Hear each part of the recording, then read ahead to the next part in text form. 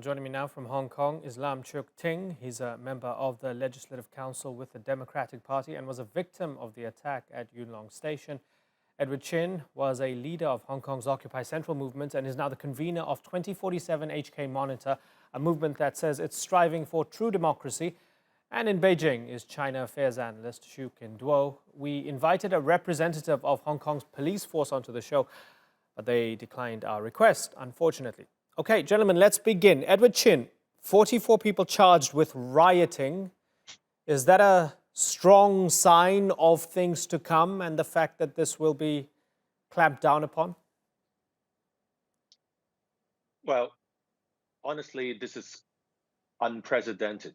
So many people charged with rioting.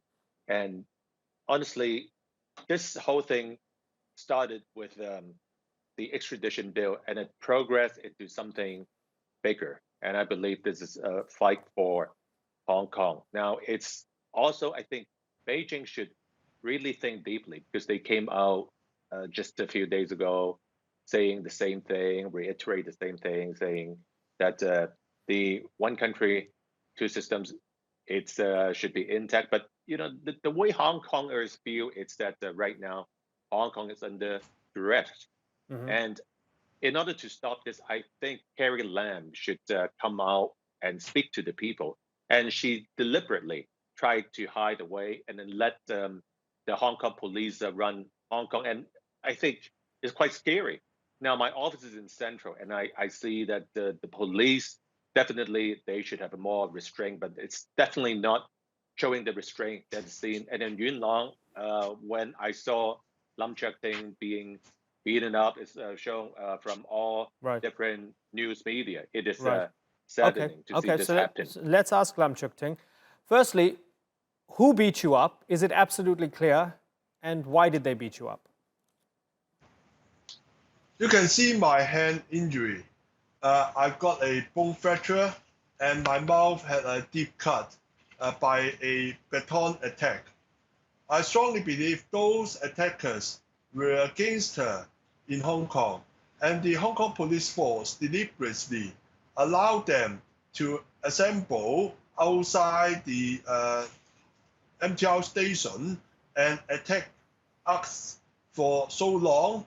And after the attack, the police force just let those suspected attackers who were holding batons on their hand to leave without any arrest. So it is a very serious gangster attack in Hong Kong.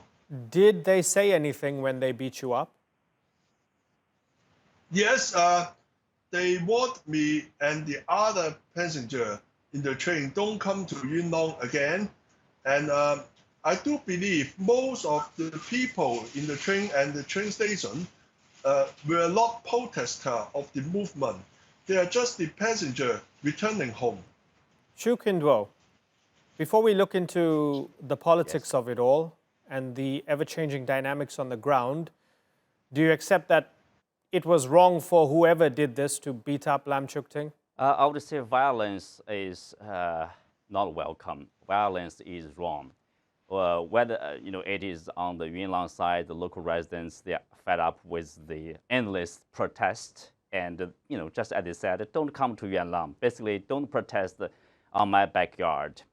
And of course, you see also rioting on the protester side. You see the storming of the legislative council. Let me clarify. We are and not, also the defacement of the emblem. So you see this violent acts by these protesters too, and also the emblem over there, be defacement of the national emblem. That's a lot of anger too. For any issue, there are people who are against, there are people who are pro. So that's, I would say, natural. But the things like Hong Kong, what Hong Kong really need is for the protesters. The very beginning, the reason is extradition bill. The bill is shelved. And I think it's a time for them to retreat and talk to the government. So and Lam what are their demands so Lam so we Cheuk-ting can wants solve to come in. problem. Okay, Lam Cheuk-ting. So the message we're getting from the mainland, certainly, the message we're getting from the mainland and the message that we're getting from the police force is that, sure, while there might be a lot of protesters, there are also a lot of rioters who are causing a lot of damage and are being violent themselves. Address that for me. First of all, I would like to clarify.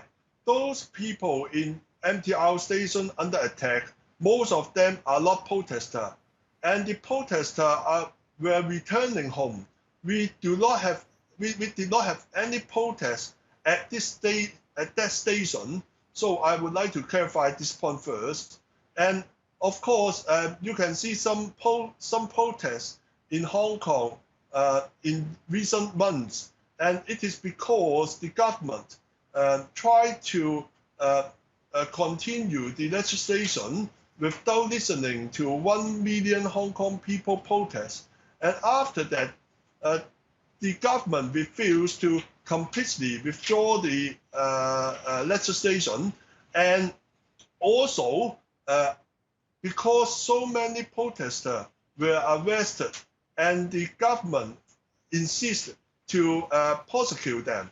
Just yesterday, as you mentioned, 44 people were prosecuted for rioting.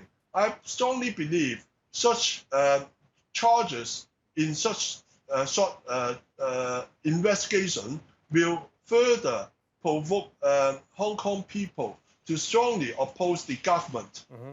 Edward Chin, as was mentioned, it started with the extradition bill that has been shelved, as Qinduo mentioned. So now what is it about? What's at the heart of the protest? I believe Hong Kong people, they don't trust Beijing, period. Because when you use the word like a shelve it, they put it to a pause. This is different from like a true, put it like a retraction. This is not like retracting from the bill, right? So this is like playing the DVD player. So you put it to a pause, you can play it again.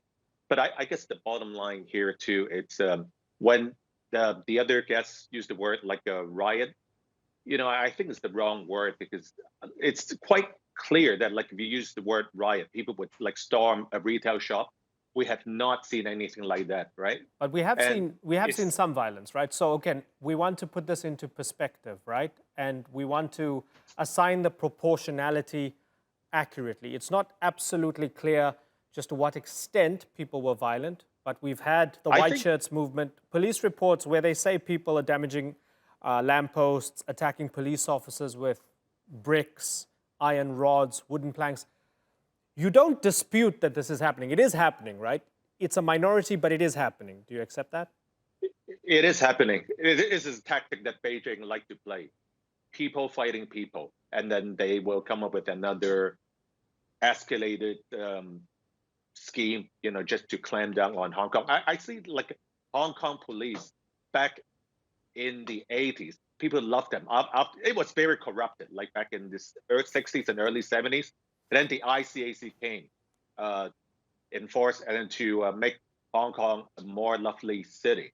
But then you see, like, you know, when you see a police officer holding a Remington shotgun, you know, like pointing at people. Sure. But this is unprecedented. But at a point in time when protesters start to actually storm the legislative buildings, what choice do they have, really? The kids, they are running out of choice because they see we're living in a society that's extremely bipolar.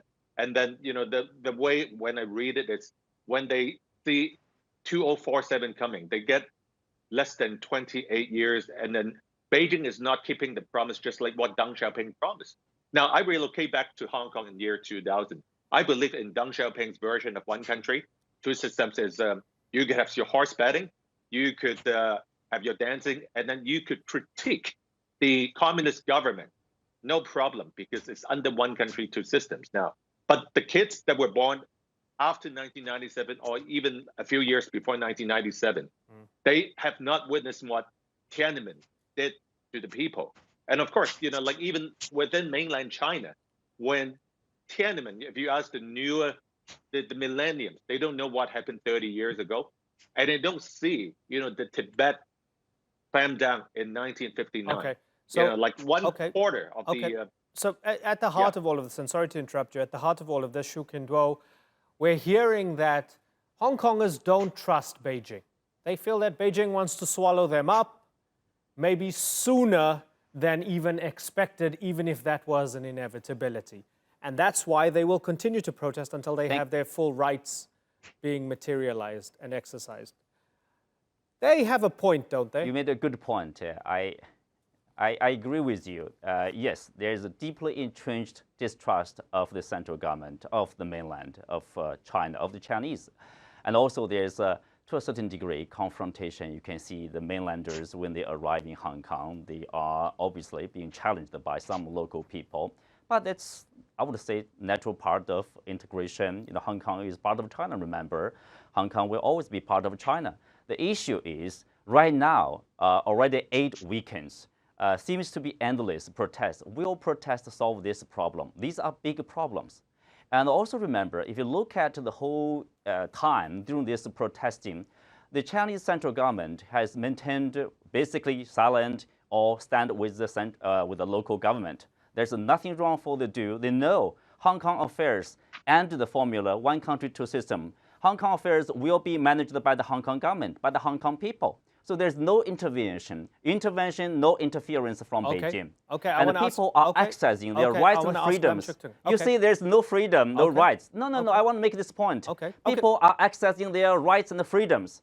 So they say they don't have freedom and rights? Yeah, but their point is that when they are protesting, they're being charged with rioting and being thrown in jail, and they potentially face a decade in jail for this. Let me get Hong Kong. Let me get the response from Lam Cheuk-ting. Let me get the response from him. We've got time, so you can come back in, Qinduo.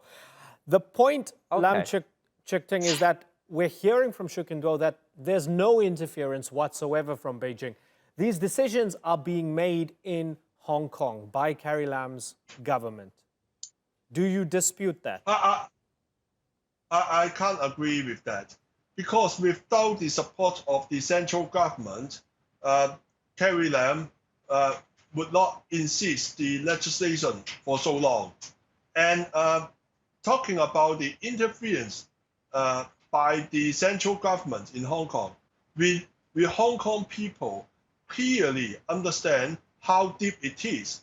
And to my understanding, the Beijing keeps interfering with the Hong Kong domestic affairs, including they try to control Hong Kong media, try to control the NGO, the civil servants, and any public bodies and the law enforcement agencies. And talking about the Yuen Long attack, just 2 weeks before that, the top official of the Beijing liaison office in Hong Kong attended the ceremony in Hong Kong, and he encouraged those village leaders to defend Yuen Long from any protest.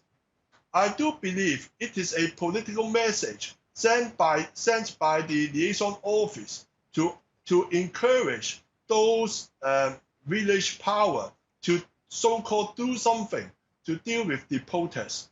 And we Hong Kong people strongly oppose the interference of the mainland China. Shu, did Beijing incite the violence in Yuen Long? For Beijing would do everything for the betterment of Hong Kong, because if Hong Kong gets better, stabler, peaceful, and prosperous, nothing would be best. Nothing would be better than that, because the whole country will benefit from a better Hong Kong. And also, if China does better, Hong Kong will benefit from being part of China. So there's no whatever incentive for China to interfere or to make things worse in Hong Kong, remember.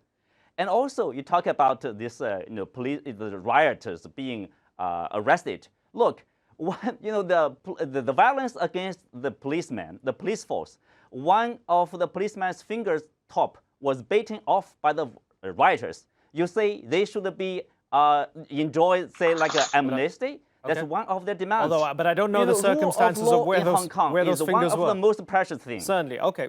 We don't know where those fingers were going, right? Edward Chin, you want to respond? When you talk about the finger biting, the riot police tried to poke the eyeball out of a protester. This is something that we have not seen. And then the police get very violent too. Like we have to look on both sides. And honestly, I think it's more from a top-down level. And in order to make the 2047, the 28 years shortened to maybe even halfway through the 2047, the 50 years that Deng Xiaoping promised. They are using different tactics, and then that scared finance people, because you could see quite recently, even Singapore talked about, the Monetary Authority of Singapore half jokingly saying that, hey, the Singapore bank don't try to take advantage of the Hong Kong situation and don't grab the assets. So we know that things are coming, and the assets are also going to Switzerland. So we, as Hong Kong people, we know that if one country, two systems is not intact anymore, this hurts Hong Kong. But the other guests, I think I have to point out that since you're also from China originally, right? Now, why do a lot of Chinese people flee China? It's because they don't trust the system. It's still ruled by law. It's not. No, it's totally wrong. Remember how many people went overseas like every year? Like more than 100 billion people, 1 million people go overseas, and then the absolute majority of them come back to China. Why? And all you see, the foreign direct investment in China increased every year. Why? They are leaving Hong Kong because Hong Kong, of course, with the endless protest, for every business people would be worried. Should I put my money in Hong Kong? No, because there's no stability, no peace. Most of the people from the CCP told me that, money that's sitting inside Hong Kong is not safe, and they're moving their money to Singapore because of CRS, Common Reporting Standards, and they don't trust your government. Okay. Well, period. I don't know where you're located. I don't know where you get. You being where you are now? I don't know where you get your message, your information. Okay, you get the information from CIA. We're gonna dig a bit deeper and follow the money and see who's right, because this is an interesting subplot. Listen, I want us to have a little listen to one of the protesters for a second. Let's have a listen. It's really easy to come for a riot charge, and part of the reason is because riot charge is a collective crime. So even the person who are charging didn't do any inciting violence or didn't do any behavior violent, they are still held accountable to others' behavior. And I think this is wrong. This tells you this system is rigged, and there is some problem in the systems, because people should be accountable to their own individual act. But now the government is using a collective crime to claim a peaceful protest as a violent protest, and then arrest everyone and then charge them with riots. So Lam Cheuk-ting, what we heard there from one of the protesters who was arrested and then released was, he felt there's a collective punishment at play here, and that it's very deliberate under these rioting charges. Do you agree with that? Yes, because for the rioting, any person who attend the protest and arrested on site, he may be seen, he may be prosecuted for rioting, despite he or she didn't participate in any violence. And I want to add one more point. If we compare with the Yuen Long attack, the police force haven't arrested any suspect on the site and haven't prosecute any one of the arrestees for more than a week. But the protest in Central, it just happened several days ago, and it is very, very rare for the police force to prosecute so many suspects in such a short period. I strongly believe they have the political motivation to send a message to the protesters, especially those youngsters, to stop attend or participate in any protest in the future. So as we talk about political tactics and political aspirations moving forward and broadening this out, Edward Chin, looking at the end game, earlier in the program you mentioned that you still support one country, two systems. I wonder, do you believe that that is going to erode as time ticks along, as this standoff continues between the central government and the protesters, where at some point the majority of the protesters are going to want complete independence for Hong Kong? I relocated back to Hong Kong in year 2000. I believe in the Deng Xiaoping model. spoken from the mouth of Deng Xiaoping. But currently, the way it is now, I find it very troublesome to see what's going on, because there's a lot of lies, and also like Beijing really should think clearly, why this one country, two systems, it's failing, and why 2 million people took to the streets. First 1 million, 2 million, and then, like they cherry picked Carrie Lam to be the CE. And then after 2 years is not working. Maybe they want to make it in such a way that to let Hong Kong people come into a standstill. And then, this is a lot of a conspiracy, but then, like take a look at the history of China. It doesn't really have a very good track record in keeping their promises. And, the only way to do it, honestly, and it has to come from Beijing, is to let Carrie Lam have like more like a town hall meeting every day, like come out, and not just to sit behind and then let the liaison office or, like Beijing spokesperson say, hey, this is their view. Let Hong Kong people solve the issue. Maybe we need a new chief executive, maybe before or after October 1st. Maybe they are doing a global, like opinion search, and then also, like try to cherry pick one or two candidates.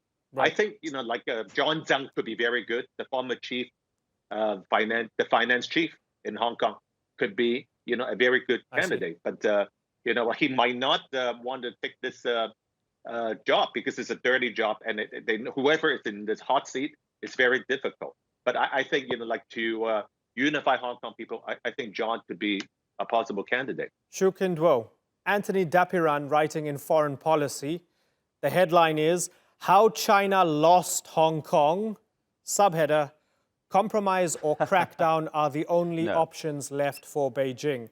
Are those the only two options? No. Heavy compromise or heavy crackdown? No, there's obviously, Beijing is following this one country, two system correctly, strictly, basically letting Hong Kong people managing their own affairs. Of course, you see chaos and protracted demonstration and protests.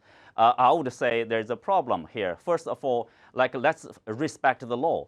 Rule of law for Hong Kong is one of the cornerstones of this city. This is very precious. Let's not break this cornerstone.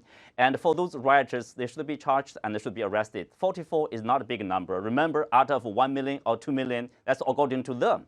And secondly, the Hong Kong government, by Carrie Lam, she has basically apologized twice. And she said that the bill is dead.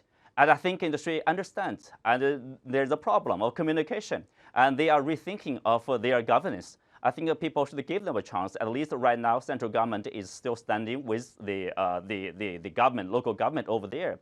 Of course, ultimately, and most of the time, out this affair is really about the Hong Kong people. Hong Kong people are not happy. I know that not happy. If you look at Hong Kong has changed.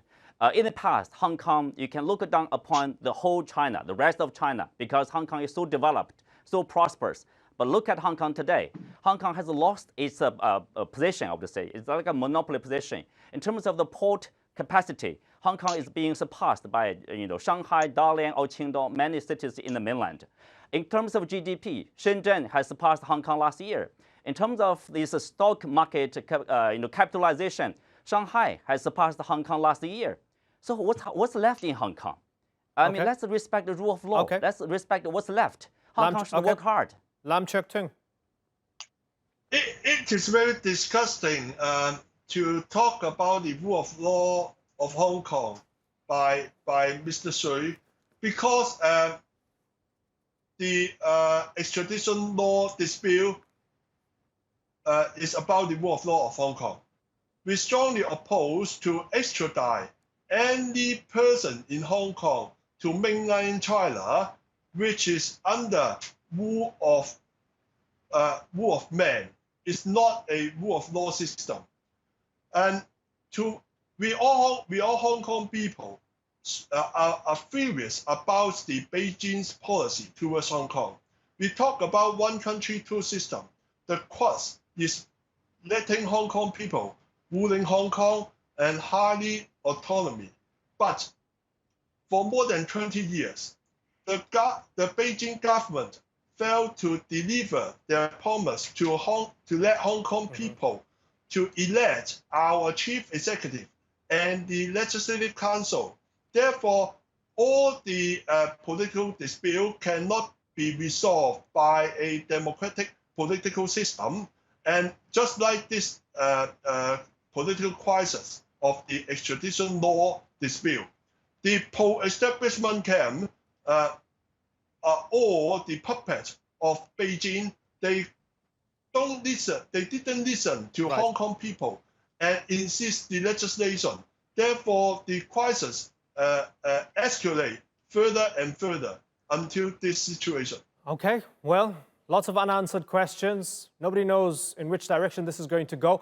I guess for the short term, although historically godless, the Communist Party could be getting some help from above because a tropical storm is coming. So that'll stop the protests, at least for a short while.